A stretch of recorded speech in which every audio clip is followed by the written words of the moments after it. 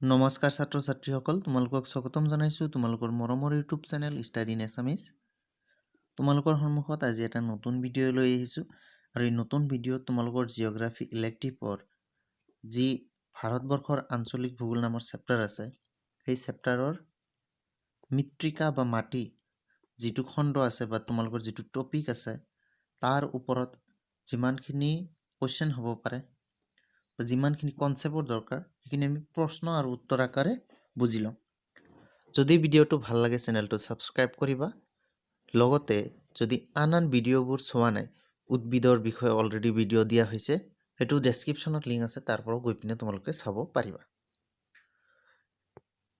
ব'লা আজিৰ এই ভিডিঅ'টো চাই লওঁ। প্ৰথমটো কুৱেশ্যন আমি চাম যে মাটিৰ গঠন কিহৰ ওপৰত নিৰ্ভৰ কৰে। মাটিৰ যিটো গঠন, এই মাটিৰ গঠনটো কিহৰ ওপৰত নিৰ্ভৰ কৰে এইটো আমি চাব লাগিব, বা এইটো কিহৰ ওপৰত নিৰ্ভৰ কৰে সেই কুৱেশ্যনটো সুধিছে। এতিয়া চোৱা, যিখিনি আমাৰ মাটি আছে, এই মাটিৰ গঠনটো আমাৰ আচলতে বা মূলতে যিখিনি আমাৰ ভৌগোলিক জলবায়ু, সেই জলবায়ুৰ ওপৰত নিৰ্ভৰ কৰে, আৰু যিবোৰ শিল আছে সেই শিলৰ প্ৰকাৰৰ ওপৰত নিৰ্ভৰ কৰে। তেতিয়াহ'লে ইয়াৰ যি এনচাৰ, সেই এনচাৰটো হ'ব বা উত্তৰটো হ'ব মাটিৰ গঠন জলবায়ু আৰু শিলৰ প্ৰকাৰৰ ওপৰত নিৰ্ভৰ কৰে। মাটিৰ গঠন কিহৰ ওপৰত নিৰ্ভৰ কৰে? জলবায়ু আৰু শিলৰ প্ৰকাৰ। আমাৰ চাৰিওফালে কোন ধৰণৰ শিল আছে সেই শিলৰ ওপৰত নিৰ্ভৰ কৰি আৰু তাত কেনেকুৱা জলবায়ু অনুভূত হয় তাৰ ওপৰত নিৰ্ভৰ কৰি মাটিৰ গঠনবোৰ হয়। তোমালোকে কলম আৰু বহি লৈ বহিবা, তেতিয়াহ'লে তোমালোকে লিখি ল'ব পাৰিবা। নেক্সট কুৱেশ্যন চোৱা, যে ভাৰতবৰ্ষত ঠাইভেদে মাটিৰ প্ৰকাৰ বেলেগ বেলেগ কিয় হয়? যে ভাৰতবৰ্ষৰ যিমানবোৰ ঠাই আছে তাত বেলেগ বেলেগ মাটি বা এই মাটিবোৰৰ প্ৰকাৰ বেলেগ বেলেগ কিয় হয়?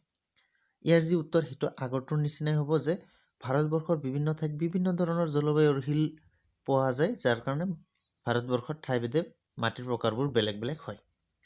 ইয়াৰ উত্তৰটো চাবা, যে ভাৰতবৰ্ষত ঠাইভেদে মাটিৰ প্ৰকাৰ বেলেগ বেলেগ, কাৰণ ভাৰতবৰ্ষৰ ঠাইভেদে জলবায়ু আৰু শিলৰ প্ৰকাৰ বেলেগ বেলেগ। ইয়াৰ কাৰণটো হ'ল যে ভাৰতবৰ্ষৰ ঠাইভেদে জলবায়ু আৰু শিলৰ প্ৰকাৰটো কি হয়? বেলেগ বেলেগ হয়। চোৱা, প্ৰথমটো আৰু দ্বিতীয়টোৰ উত্তৰটো একেই। নেক্সট কুৱেশ্যন চাবা, যে ভাৰতবৰ্ষত কিমান প্ৰকাৰৰ মৃত্তিকা পোৱা যায় আৰু কি কি? এতিয়া চোৱা, আমাৰ যি ভাৰতবৰ্ষ আছে, এই ভাৰতবৰ্ষত মূলতঃ 6 প্ৰকাৰৰ মৃত্তিকা পোৱা যায় বা মাটি পোৱা যায়। সেইবোৰৰ বিষয়ে চাম আমি, যে আমাৰ ভাৰতবৰ্ষত কেই প্ৰকাৰৰ মৃত্তিকা পোৱা যায়? 6 প্ৰকাৰৰ, এইটো উত্তৰ। ইয়াৰে যি 1 নম্বৰ, সেই 1 নম্বৰটো হ'ল পাৰ্বত্য অঞ্চলৰ মৃত্তিকা, যিটো আমাৰ পাৰ্বত্য অঞ্চলত পোৱা যায়। ছেকেণ্ড নম্বৰটো হ'ল হিন্দু, গংগা, ব্ৰহ্মপুত্ৰ সমভূমি অঞ্চলৰ মৃত্তিকা, যিটো আমাৰ হিন্দু, গংগা, ব্ৰহ্মপুত্ৰ নদী আছে, এই নদীসমূহৰ সমভূমি অঞ্চলৰ যিখিনি মাটি আছে মৃত্তিকা, সেইটো এটা প্ৰকাৰ। নাম্বাৰ 3 হ'ল মৰু অঞ্চলৰ মৃত্তিকা, যিখিনি মৰুভূমি ঠাই আছে সেই মৰুভূমি অঞ্চলৰ মাটি। নাম্বাৰ 4 হ'ল লাভা মৃত্তিকা, লাভাৰ পৰা উৎপন্ন হোৱা মৃত্তিকা। নাম্বাৰ 5 দাক্ষিণাত্য মালভূমিৰ মৃত্তিকা, যিটো আমাৰ দাক্ষিণাত্যৰ মালভূমি অঞ্চল আছে সেই মালভূমি অঞ্চলৰ মৃত্তিকা। নাম্বাৰ 4 হ'ল উপকূল অঞ্চলৰ মৃত্তিকা। আমি এই 6 প্ৰকাৰৰ মৃত্তিকা বা মাটিৰ আমি বৈশিষ্ট্যবোৰ চাব লাগিব, আৰু এইবোৰ ক'ত ক'ত পোৱা যায় তাৰ বিষয়ে আমি চাব লাগিব। ব'লা সেইবোৰো চাই লওঁ আমি। প্ৰথমটো আমি পাৰ্বত্য অঞ্চলৰ যিটো মৃত্তিকা তাৰ বিষয়ে চাম। পাৰ্বত্য অঞ্চলৰ মৃত্তিকাৰ বৈশিষ্ট্য লিখা।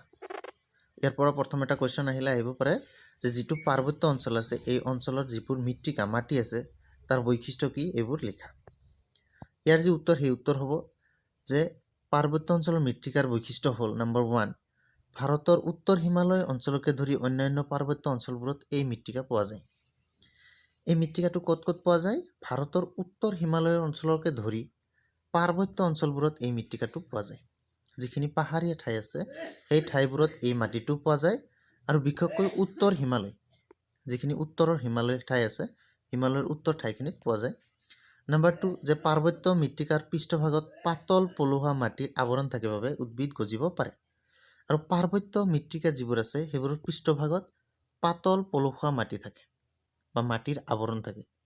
যিবোৰ পাহাৰৰ মাটি থাকে, ধৰি লোৱা এইবোৰ পাহাৰৰ মাটি, ইয়াৰ ওপৰত এটা পাতল, এনেকুৱা ধৰণৰ পাতল পলসুৱা মাটিৰ আৱৰণ থাকে, য'ত উদ্ভিদবোৰ গজিব পাৰে। পলসুৱা মাটি হ'লে এনেকৈ উদ্ভিদবোৰ গজিব পাৰে। নেক্সট যিটো বৈশিষ্ট্য সেই বৈশিষ্ট্য এটাই বৈশিষ্ট্য আছে। নেক্সট কুৱেশ্যনটো হ'ল যে হিমবাহ মৃত্তিকা বা হিমবাহজনিত মৃত্তিকা কাক বোলে?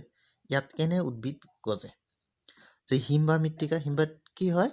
যে যিবোৰ আমাৰ পাহাৰত বৰফ থাকে সেই বৰফবোৰ যে নামি আহে, সেই বৰফবোৰ যে নামি আহে এই বৰফবোৰকে হিমবাহ বুলি কোৱা হয়। আৰু এই হিমবাহ মৃত্তিকা বা হিমবাহজনিত হিমবাহৰ কাৰণে সৃষ্টি হোৱা মৃত্তিকা কাক বোলে? ইয়াত কেনেকুৱা ধৰণৰ উদ্ভিদ গজে কুৱেশ্যনটো সুধিছে। ইয়াৰ যি উত্তৰ, এই উত্তৰটো চাবা যে হিমবাহবোৰে পৰ্বতৰ তুষাৰ ৰেখাৰ নামনি অঞ্চলত পৰিবহণ কৰি জমা কৰা বালি আৰু বোকাজাতীয় পদাৰ্থবোৰ মৃত্তিকাত পৰিণত হয়। এইবোৰক হিমবাহ বা হিমবাহজনিত মৃত্তিকা বোলে। যে হিমবাহবোৰে পৰ্বতৰ তুষাৰ ৰেখাৰ নামনি অঞ্চলত, যিবোৰ তুষাৰ ৰেখা আছে এইবোৰ একেবাৰে নামনি অঞ্চলত পৰিবহণ কৰি জমা কৰা বালি আৰু বোকাজাতীয় পদাৰ্থবোৰৰ মৃত্তিকাত পৰিণত হয়।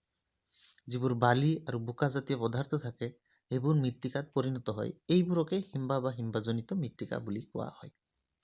আকৌ শুনিবা যে হিমবাহবোৰে পৰ্বতত, ধৰি লোৱা এইটো পৰ্বত আছে, ইয়াৰ পৰা হিমবাহ এটা নামি আহিছে, একেবাৰে তলত নামনিত ইয়াত আহি ইহঁতে কি কৰিব? বোকাবোৰ বা ইহঁতৰ বালিবোৰ জমা কৰিব আৰু এইবোৰ যেতিয়া মৃত্তিকাত পৰিণত হ'ব এইবোৰকে হিমবাহজনিত মৃত্তিকা বুলি কোৱা হ'ব। ইয়াত কেনে ধৰণৰ উদ্ভিদ গজে? ইয়াৰ যি এনচাৰ হ'ব যে এই মৃত্তিকাৰ ওপৰত সৰলবৰ্গীয় উদ্ভিদ গজে। ইম্পৰ্টেণ্ট কুৱেশ্যন হয় তোমালোকৰ। যে হিমবাহ মৃত্তিকা হ'ল যে হিমবাহ নামি আহি তলত যিবোৰ বালি বোকা জমা কৰিব সেই পদাৰ্থ যেতিয়া মৃত্তিকাত পৰিণত হ'ব সেই মৃত্তিকাবোৰত হিমবাহ বা হিমবাহজনিত মৃত্তিকা বুলি কোৱা হ'ব। আৰু এই হিমবাহজনিত মৃত্তিকাত সৰলবৰ্গীয় উদ্ভিদ গজে। নেক্সট চাবা যে পদজল কাক বোলে? ইয়াৰ প্ৰকৃতি কেনেকুৱা? কুৱেশ্যনটো হ'ল পদজল কাক বোলে আৰু ইয়াৰ প্ৰকৃতি কেনেকুৱা হয়? এতিয়া চোৱা, আমাৰ চাৰিওফালে বিভিন্ন ধৰণৰ গছ গছনি আছে। মই এনচাৰটো পঢ়ি তোমালোকক বুজাই দিছোঁ। যে উদ্ভিদৰ পাত, গুটি আদি সৰি পিছত পচন প্ৰক্ৰিয়াৰে মাটিৰ লগত মিহলি হৈ মাটিৰ অম্লতা বৃদ্ধি কৰে, ইয়াকে পদজল বোলে। এতিয়া চাবা, যিবোৰ উদ্ভিদ আছে এই উদ্ভিদৰ কি আছে? পাত থাকে, গুটি থাকে বা আন ডাল ঠেঙুলি এইবোৰ আছে। এইবোৰ সৰি পৰাৰ পিছত যেতিয়া পচন হৈ যায়, পচন হৈ মাটিৰ লগত যেতিয়া মিহলি হৈ যাব, ধৰি লওক এইটো মাটি ইটোৰ লগত মিহলি হৈ গৈছে। এই মাটিৰ লগত মিহলি হোৱাৰ পিছত এই মাটিটোৰ কি হ'ব? অম্লতা, মানে ইয়াৰ এচিড ধৰ্মটো বৃদ্ধি পাব। যেতিয়া মাটি এটাত বিভিন্ন ধৰণৰ প্ৰক্ৰিয়াৰ ফলত বা উদ্ভিদৰ পাত গুটি আদি পৰাৰ ফলত তাত এচিড বা অম্লতা, তাত যেতিয়া এচিড বা অম্লতা বৃদ্ধি পাব সেই মাটিটোকে আমি পদজল বুলি কোৱা হ'ব। আৰু এই পদজলবোৰ কেনেকুৱা হ'ব? আম্লিক হ'ব। আম্লিক মানে এচিড ধৰ্মী হ'ব। তেতিয়াহ'লে নেক্সট কুৱেশ্যন কি আছিল? ইয়াৰ প্ৰকৃতি কেনেকুৱা? ইয়াৰ প্ৰকৃতি হ'ল আম্লিক আৰু বেছি সাৰুৱা নহয়। ইয়াৰ প্ৰকৃতি কি? আম্লিক আৰু বেছি সাৰুৱা নহয়। নেক্সট কুৱেশ্যন চাবা যে শিলাময় মৃত্তিকাত কিয় উদ্ভিদ গজিব পাৰে? যিবোৰ শিলাময় মৃত্তিকা আছে বা যিবোৰ শিলৰ মৃত্তিকা আছে, মাটি আছে, এইবোৰতো আমি কি দেখা পাওঁ? উদ্ভিদ দেখা পাওঁ। এতিয়া আমাৰ যিবোৰ পাহাৰীয়া এলেকা আছে সেইবোৰত আমি শিলৰ মৃত্তিকা দেখা পাওঁ, মাটি দেখা পাওঁ। আৰু এইবোৰত উদ্ভিদ কিয় গজিব পাৰে? ইয়াৰ যি কাৰণ আছে সেই কাৰণটো চাবা যে শিলাময় মৃত্তিকাৰ পৃষ্ঠভাগত পাতল পলসুৱা মাটিৰ আৱৰণ থাকে বাবে উদ্ভিদ গজে বা গজিব পাৰে। আগতে কৈছিলোঁ যে যিবোৰ আমাৰ পাৰ্বত্য মৃত্তিকা থাকে সেইবোৰৰ পৃষ্ঠত পাতল পলসুৱা মাটিৰ এটা কি থাকে? আৱৰণ থাকে। এই আৱৰণৰ কাৰণে আমি কি কৰিব পাৰোঁ? ইয়াত উদ্ভিদ গজাব পাৰোঁ বা গজিব পাৰে। সেইকাৰণেই পলসুৱা মাটিৰ আৱৰণ থকাৰ বাবে শিলাময় মৃত্তিকাটো কি হয়? উদ্ভিদ গজিব পাৰে।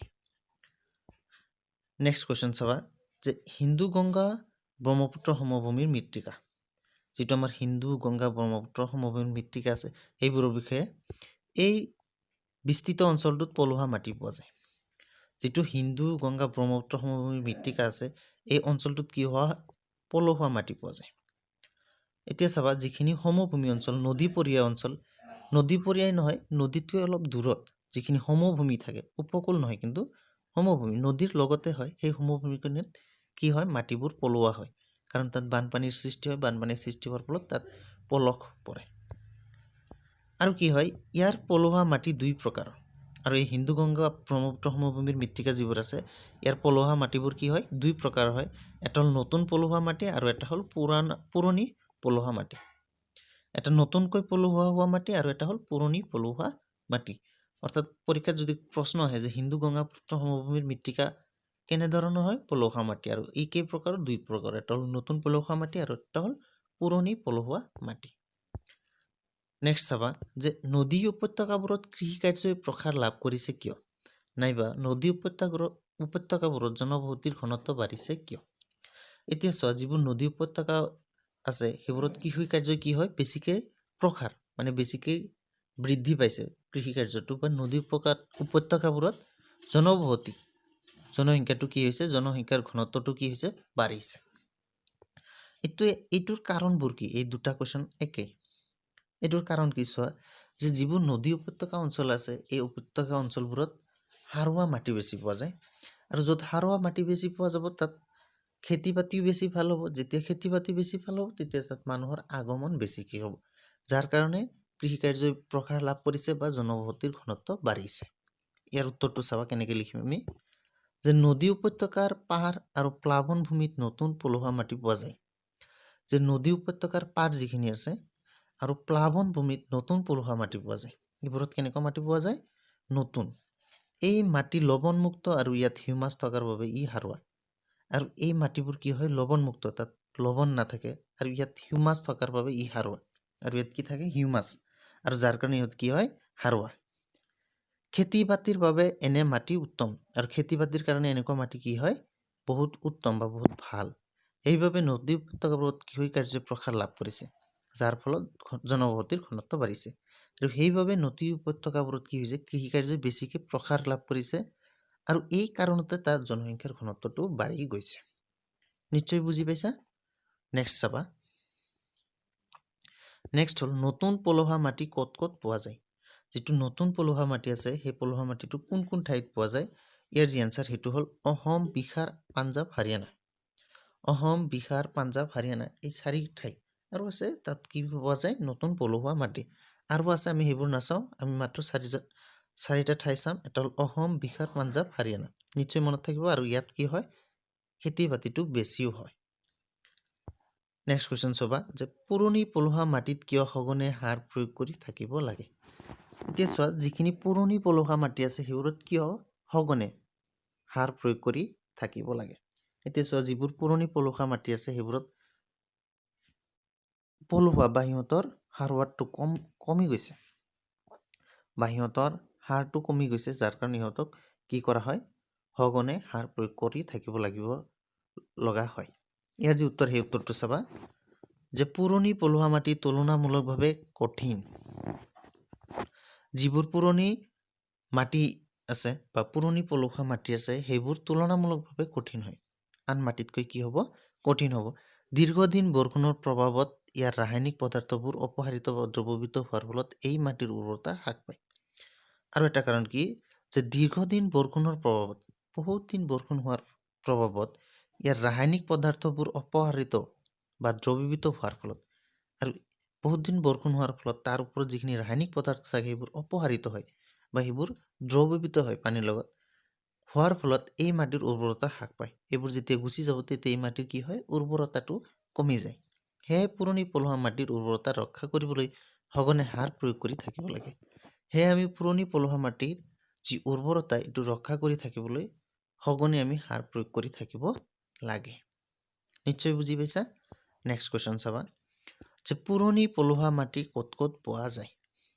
যিটো আমাৰ পুৰণি পলসুৱা মাটি আছে এইটো কোন কোন ঠাইত বা ক'ত ক'ত পোৱা যায়। ইয়াৰ যি উত্তৰ সেই উত্তৰ চাবা যে পাঞ্জাৱ, উত্তৰ প্ৰদেশ আৰু ব্ৰহ্মপুত্ৰ সমভূমি। ক'ত ক'ত পোৱা যায়, পাঞ্জাৱ, উত্তৰ প্ৰদেশ আৰু ব্ৰহ্মপুত্ৰ সমভূমিত এই পুৰণি পলসুৱা মাটিটো পোৱা যায়।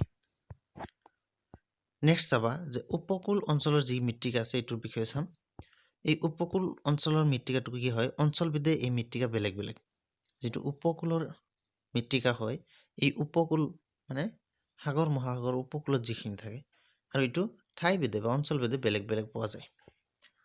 ভাৰতৰ পূব উপকূলৰ বদ্বীপ অঞ্চলত নদীকূলীয়া মৃত্তিকা পোৱা যায়। ভাৰতৰ যিটো পূব উপকূলৰ বদ্বীপ অঞ্চল আছে সেই অঞ্চলত কেনেকুৱা মৃত্তিকা পোৱা যায়, নদীকুলীয়া মৃত্তিকা পোৱা যায়। এইটো মনত ৰাখিবা, এটা শৰ্ট কুৱেশ্যন হ'ব পাৰে যে ভাৰতৰ পূব উপকূলৰ বদ্বীপ অঞ্চলত কেনেকুৱা মৃত্তিকা পোৱা যায়, সেইটো হ'ব নদীকুলীয় মৃত্তিকা পোৱা যায়। নেক্সট পইণ্টটো হ'ল যে পশ্চিম উপকূলৰ মাটিবিলাক নদীকুলীয় নহয়। আকৌ যিখিনি পূবৰখিনিতো নদীকুলীয় হয়, কিন্তু পশ্চিমৰখিনি নদীকুলীয় নহয়। নেক্সট হ'ল যে কংকণ উপকূলত পলসুৱা মাটি পোৱা যায়। যিখিনি কংকণ উপকূল আছে, সেই কংকণ উপকূলত কি পোৱা যায়? পলসুৱা মাটি পোৱা যায়। সাগৰৰ পাৰত বালিয়া মাটি পোৱা যায়। আৰু যিখিনি সাগৰৰ পাৰ থাকে, সেই সাগৰৰ পাৰখিনিত কেনেকুৱা মাটি পোৱা যায়? বালিয়া মাটি। এইটো মনত ৰাখিবা। নেক্সট, কেৰেলা আৰু কৰ্ণাটকৰ উপকূল অঞ্চলত ৰংচোৱা কংকৰ মৃত্তিকা দেখা যায়। আৰু কেৰেলা আৰু কৰ্ণাটকৰ যিখিনি উপকূল অঞ্চল আছে, সেইখিনিত কেনেকুৱা হয়? ৰংচোৱা কংকৰ মৃত্তিকা দেখা যায়। কংকৰ মানে অলপ শিল মিক্স থকা। ধন্যবাদ ভিডিঅ'টো চোৱাৰ বাবে।